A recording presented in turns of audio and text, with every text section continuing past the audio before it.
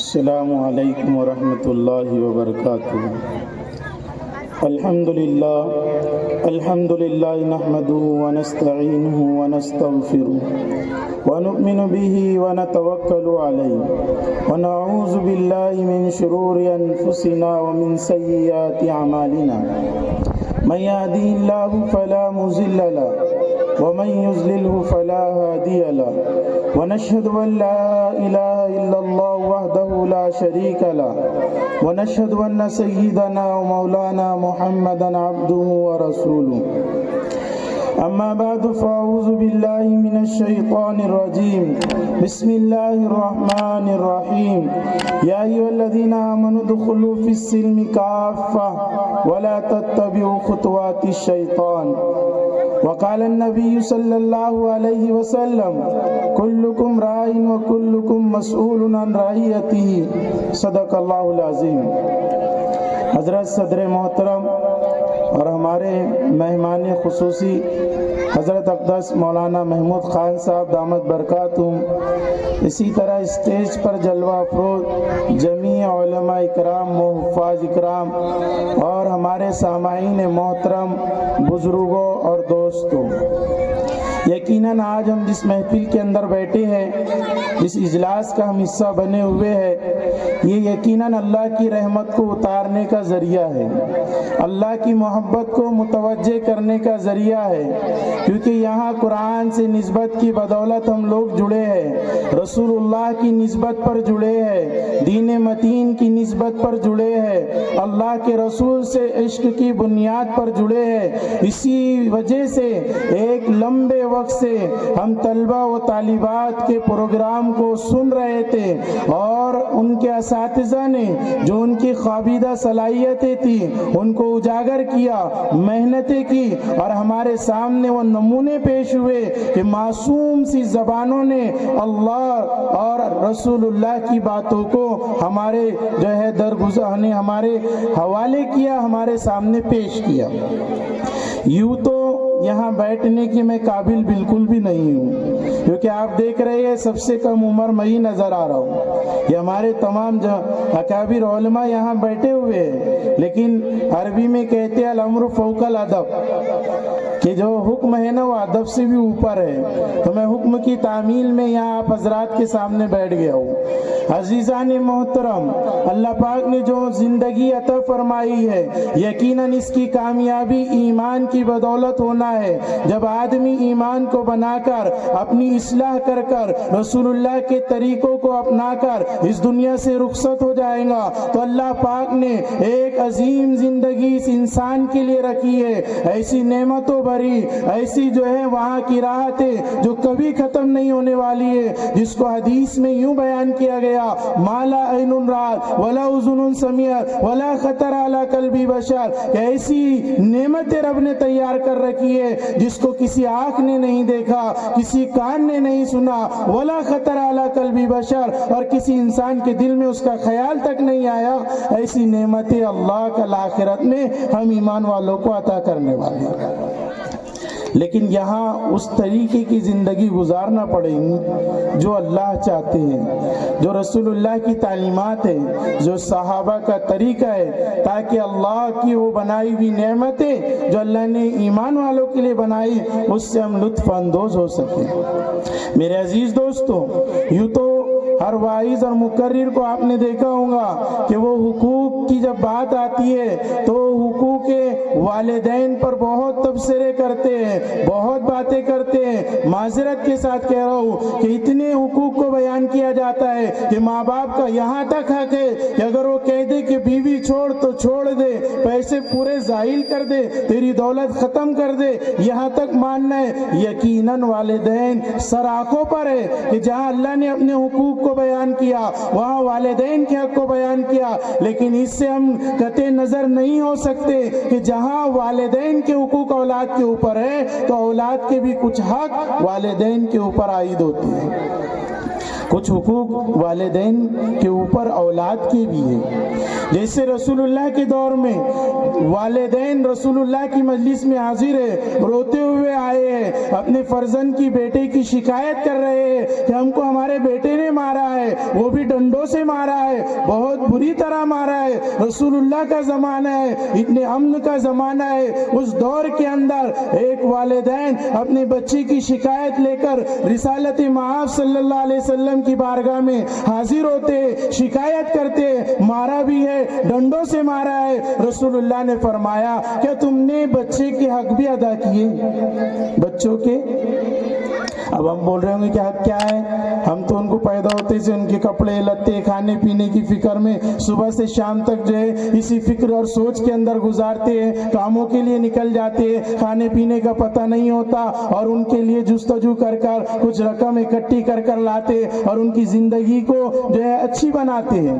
رسول اللہ کا دور ہے، شکایت والدین کر رہے ہیں. اللہ کے نبی نے فرمایا کہ تم نے بھی ان کے حق ادا کیے؟ والدین سے کہا تو انہوں نے کہا اللہ کے نبی بچوں کے کیا حق ہے والدین پر؟ بچوں کے اللہ کے نبی نے فرمایا سب سے پہلا حق کہ جب بچہ پیدا ہو تو اس کا اچھا سا نام رکھا جائے. کیا کیا جائے گی؟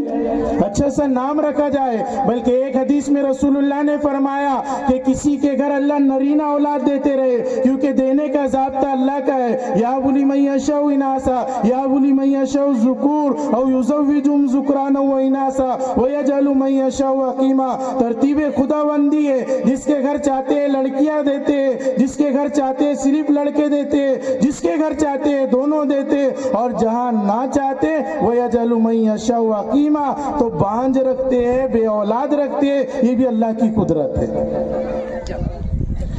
تو رسول اللہ نے فرمایا ایک حدیث میں کہ کسی کے گھر اللہ نرینہ اولاد دے اور ان اولاد میں سے یعنی لڑکوں میں سے کسی ایک کا نام بھی میرے نام پر نہ رکھے تو اس نے میری حق تلفی کی. کیا کی؟ میری حق تلفی کی. محمد، احمد، حامد ان ناموں میں سے کوئی ایک نام نہیں رکھا تو اس نے میری حق تلفی کی. میرے عزیزوں، میرے پیاروں، ایسے نام اپنی اولادوں کے رکھو. کبھی تو آپ رکھ دو عبد الرحمن، کبھی تو عبداللہ، کبھی تو عبد الستار، کبھی تو عبد الجبار، عبد القہار. اللہ کی نسبت لگا لو تاکہ کل قیامت کے روز اگر گناہوں کے انبار کے ساتھ اللہ کے بارگاہ میں حاضری ہو جائے اور پھر فرشتے کہے کہ اللہ عبد الرحمن اس لائق ہے کہ اس کو جہنم میں داخل کیا جائے، تو رب کہہ دے کہ جس بندے کے ساتھ رحمان کی صفت لگ جائے پھر اس پر جہنم حرام ہے، اس کو جنت میں داخل کر دو. ایسے نام ہونا چاہیے.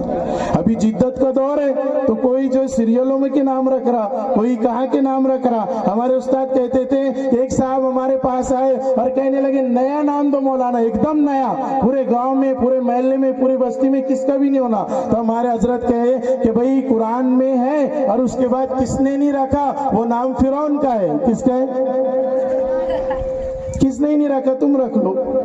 تو اس لیے اللہ کے نبی نے پہلا حق بتایا اچھا سا نام رکھو. پھر وہ والدین سے مخاطب ہوئے رسول اللہ، فرمایا کیا تم نے اپنے بیٹے کا نام رکھا تھا؟ تو والدین کہتے تنبول. کیا رکھا؟ جس کے معنی یہ ہوتے ہیں کہ گندگی پر بیٹھنے والا کیڑا. جب یہ معنی والے نام رکھے جائیں گے تو اثرات وہی مرتب ہوں گے. تو نام کا حق مارا. دوسرا حق بہت مختصر انداز میں بیان کروں گا. دوسرا حق جو بیان کیا رسول اللہ نے کہ اس کے دین کی تعلیم کی تربیت کی فکر کرے کہ جب وہ شعور کو پہنچے، اچھی برے کی تمیز ہونے لگے تو پھر اس کو دین سکھایا جائے، اس کو طریقے سکھائے جائے، تربیت کی جائے. تو فرمایا بچہ بھی حاضر ہے. فرمایا دوسرا حق آپ نے ادا کیا. تو بچہ کہتا ہے یہ کیا حق ادا کریں گے؟ جب میں تھوڑا بڑا ہوا تو انہوں نے مجھے بکریاں چرانے بھیج دی. کہاں بھیج دی؟ ہاں، پہلا حق مارا، دوسرا حق مارا. تیسرا حق رسول اللہ نے بیان کیا. میرے عزیزوں بڑے غور سے سننے کی بات ہے. اگر ہمارے سے حق تلفی اولاد کی ہو رہی ہو تو آج ہی ہم نیت کر لے، تصحیح نیت کہ انشاءاللہ اولاد کے حقوق کو ادا کریں گے، ان کی ایسی تربیت کریں گے کہ وہ دین کے داعی اور شہدائی بنے. تیسرا رسول اللہ نے فرمایا بلوغت کو پہنچ جائے تو اس کا نکاح کرا دو. بلوغت کو پہنچ جائے نکاح کرا دو. بچے نے کہا جب میں بڑا ہوا اس قابل کہ میرا نکاح ہو سکتا تھا تو انہوں نے بکریوں سے اوپر کی جو ہے میری ذمہ داری دے دی، یعنی اونٹوں کو چرانے کے لیے بھیجا، اور یہ بھی تعلیم دی کہ جب اونٹ چراؤ اور آپس میں وہ لڑ پڑے تو ان کو جدا کرنے کا طریقہ کار یہ ہے کہ دونوں کو مار کر الگ کر دو. تو فرمایا ساری باتیں ٹھیک ہے، انہوں نے تیرے حق مارے ہیں، لیکن تو نے اپنے والدین کو کیوں مارا، کیوں ان کی جو ہے بے ادبی کی، کیوں ان کے حق کو پامال کیا؟ تو بچہ کہتا ہے رسول اللہ جب ان کی تعلیم یہ تھی کہ دو لڑنے والوں کو ڈنڈے مار کے الگ کرنا ہے، تو جس وقت میں گھر پہنچا ہوں تو میرے والدین لڑ رہے تھے، میں نے بھی ڈنڈا اٹھایا اور ان کو الگ کر دیا. تو جیسی تربیت ہوتی ہے ویسے اثرات مرتب ہوتے ہیں. تو میرے عزیز دوستوں، جہاں ہم ساری چیزوں کا خیال اولاد کا اگر رکھ رہے ہیں تو ساتھ ہی ساتھ ان کو دیندار بنائے. یہ مکاتب دین کے کیلے، مدارس دین کے کیلے جو تربیت کر رہے ہیں، لیکن آپ کتنی دیر ان کو بھیجتے؟ 1 گھنٹے کے لیے. اب 1 گھنٹے میں ان کو کوئی عالم ربانی تو نہیں بنا دے گا، کوئی اپنے وقت کا بختیار کاکی تو نہیں بنائے گا، اس لیے سکھائیں گے یہ اور گھر پر عمل آپ کروائیں گے. بچے نے پڑھ کر آیا کہ کھانا کھانے کی یہ سنتیں ہیں اور جا کر دسترخوان بچھا کر کھانا. گھر پہنچا تو والد کو دیکھا چنگیری ہے اور جو ہے پائری پر بیٹھ کر کھانا کھا رہے ہیں. تو بچہ کا جو ہے جو اس میں تشویش میں پڑ جاتا ہے کہ سنت طریقہ دسترخوان بچھانا، گھر پر تو اس کا معمول ہی نہیں ہے. اس لیے ہم سب کو بھی دیندار بننا بہت ضروری ہے. ہماری زندگیوں کے اندر بھی وہ سارے معمولات آئے، کیونکہ اسی لیے تو اتنے حق کو بیان کیا گیا کہ ماں کے قدموں تلے جنت اور باپ جنت کا دروازہ جب بنیں گے جب ان کی بھی تربیت کرو. یقیناً ہے والدین اس لائق ہے کہ وہ جنت ہے اور یہ دروازہ ہے. یہ تو تھا طلبہ سے متعلق. اب میرے عزیز دوستو، ہمیں بھی اپنی زندگیوں کو 100% دین پر لانا ہے. قرآن کریم نے فرمایا یا ایھا الذین آمنوا ادخلوا فی السلم کافۃ ولا تتبعوا خطوات الشیطان. تو یہ نزول کے وقت ہی نہیں صرف ہے کہ یہ ہر دور کے ایمان والوں کو یہ آیت جھنجھوڑ رہی ہے کہ اسلام میں آنا ہے تو پورے طریقے سے آ جاؤ، پورے مکمل طریقے سے، کہ تمہارا لباس، تمہارا چہرہ، تمہارا طرز، تمہارا رفتار گفتار کا طریقہ، نشست و برخاست کے طریقے، میل ملاپ، پڑوسیوں سے حقوق، غرض کے جتنے معاملات دنیا میں جڑے ہوئے یہ سب کے سب دین سے جڑ جائے، یہ اللہ کو مطلوب ہے. ابھی تشویش چل رہی ہے، اختلافات کا دور ہے، اپنے آپ کو کدھر چلانا، کیسا چلانا، اس میں کئی مہینے گزر جا رہے. قرآن ہمارے لیے راہ ہدایت ہے، رسول اللہ کی زندگی راہ ہدایت ہے، اس کو اپنانا ہے. اس سے بڑھ کر نبی پاک نے فرمایا اصحابی کا نجوم بیئہم اقتدیتم اہتدیتم، کسی بھی صحابی کے طریقے کو پکڑو گے تو کامیابی کی ڈگر تک پہنچ جاؤ گے. تو یہ تشویش کے دور میں قرآن رہبر، حدیث رہبر، علماء حق ہمارے رہبر ہے. ایک واقعہ بتاؤ اس حدیث کے ذیل میں. رسول اللہ کے پاس عبداللہ بن سلام آئے، علماء یہود آئے بہت سارے، رسول اللہ کے پاس آئے اور فرمایا اللہ کے نبی ہم آپ کی اتباع کرنے کے لیے تیار ہیں، ہم آپ کی پیروی کریں گے، آپ جو بتائیں گے اس پر ہم عمل کریں گے، لیکن 4 باتیں ہیں ہماری. کتنی باتیں ہیں جی؟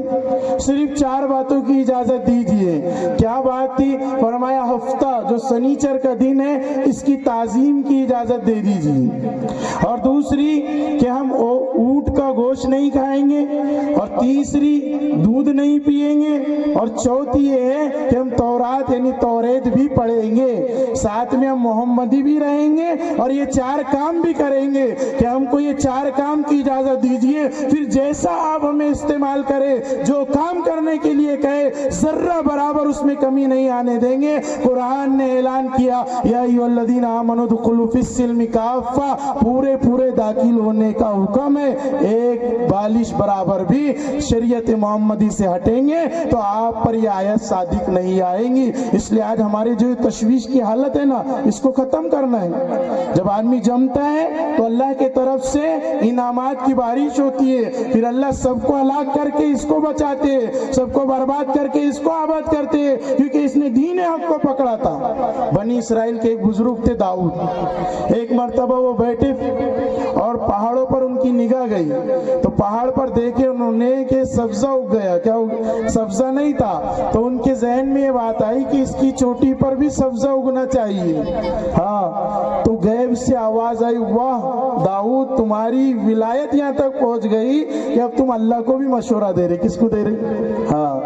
تو یہ دور میں بھی بہت مشورے دینے والے آ گئے کہ کہاں لے جا کر شریعت کے اندر ترمیمات کی. تو میرے عزیز دوستو، وہ بزرگ نے یہ کہا، ویسے ہی غیب سے صدا آئی کہ اب یہاں تک عالم ہو گیا کہ آپ ہمیں مشورہ دے رہے. بس یہ سننا تھا کہ شرمندگی ہوئی اپنی غلطی پر اور اپنے آپ پر یہ لازم کر لیا کہ جب تک معافی نامہ نہ آئے اللہ کی طرف سے اس وقت تک میں روزہ رکھتے رہوں گا. کیا رکھتے رہوں گا؟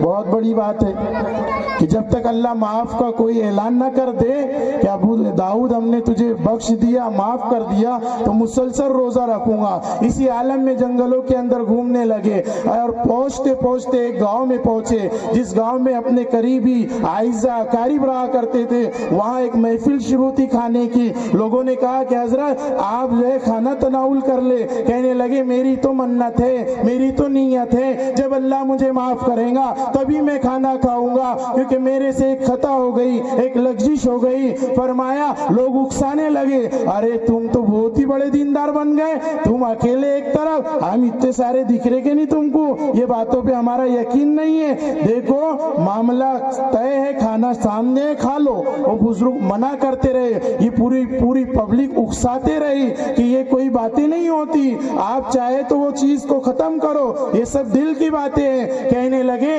جب ادھر سے اصرار بڑھا، پھر غیب سے صدا آئی کہ ابو داؤد اب تم یہاں سے نکل جاؤ، داؤد تم یہاں سے نکل جاؤ، کیونکہ ان کی خناسیت کی بنیاد پر اب اللہ کی طرف سے عذاب آنے والا ہے. تو جب ایک آدمی بھی حق پر جمتا ہے نا تو اللہ اس ایک کی بھی حفاظت کرتے. کیا کرتے؟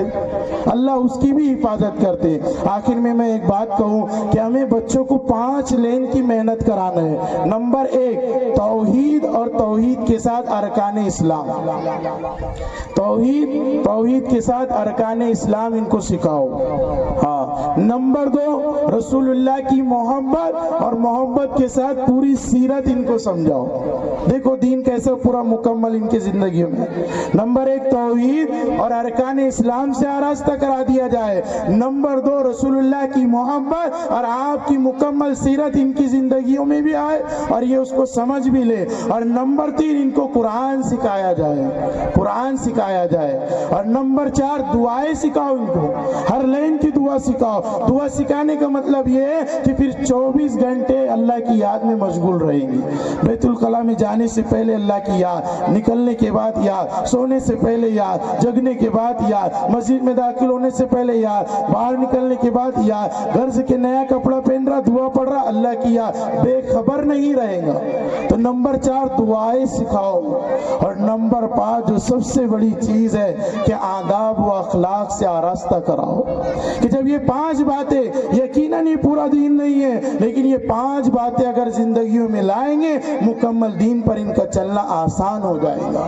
تو میرے عزیز دوستو الحمدللہ آپ نے دیکھا کہ طلبہ و طالبات نے کتنے انوکھے انداز میں اپنی صلاحیتوں کو آپ کے سامنے رکھا ہے. اور اس میں استاد محترم اور مکتب کے نگراں ذمہ داران کا بہت بڑا کردار رہتا ہے. اللہ ان سب کو بہترین صلہ و بدلہ دنیا و آخرت کے اندر عطا فرمائے. وما توفیقی الا باللہ.